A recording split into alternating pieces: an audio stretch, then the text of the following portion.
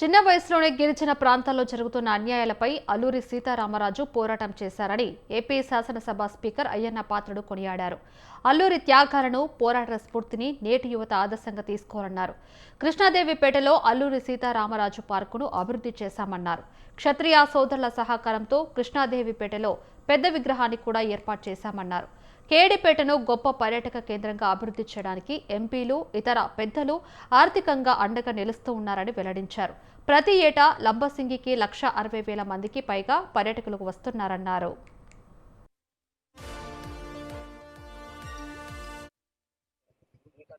మన స్వతంత్ర పోరాటం గురించి ఎప్పుడు మాట్లాడినప్పటికీ అల్లూరి సీతారామరాజు గురించి స్మరించుకోవాల్సినటువంటి అవసరం ఉంది.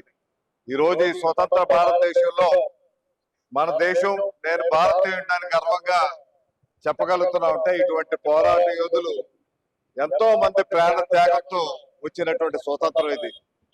ఆ రోజు గాంధేయవాదంతో చాలా మంది అల్లూరి సీతారామరాజు హింసను ప్రోత్సహించారంటారు. హింసను ప్రోత్సహించలేదు. బ్రిటిష్ వారికి సరైనటువంటి విధంగా బుద్ధి చెప్పాలనే ఆలోచనతో మన కర్రలతో చేయలేదు, వారి తుపాకీలతో మనం కాల్చి చంపుతున్నారు. మనం అదే తుపాకీలతో వాళ్ళని కాల్చాలి. ఒక గాంధేయ సిద్ధాంతంతో వెళ్ళి ఆయన అంటూ ఒక ప్రత్యేకమైనటువంటి పాటతో ఆ రోజు గిరిజన ప్రాంత ప్రజల్ని వారిని విపరీతంగా ఇబ్బంది పెడుతుంటే, అరాచకాలు చేస్తుంటే, వారు కనీసం కూలి కూడా ఇవ్వకుండా, వాళ్ళు పోడు వ్యవసాయం చేసుకోకుండా, వారు గిరిజన సాంప్రదాయాలకు విరుద్ధంగా బ్రిటిష్ ప్రభుత్వం వ్యవహరిస్తున్నప్పుడు వారి తరపున వెళ్ళి పోరాడి వారికి రక్షణ కల్పించి ఈ దేశం గురించి అసూలు పాపినటువంటి మా గొప్ప మహనీయుడు అల్లూరి సీతారామరాజు గారు.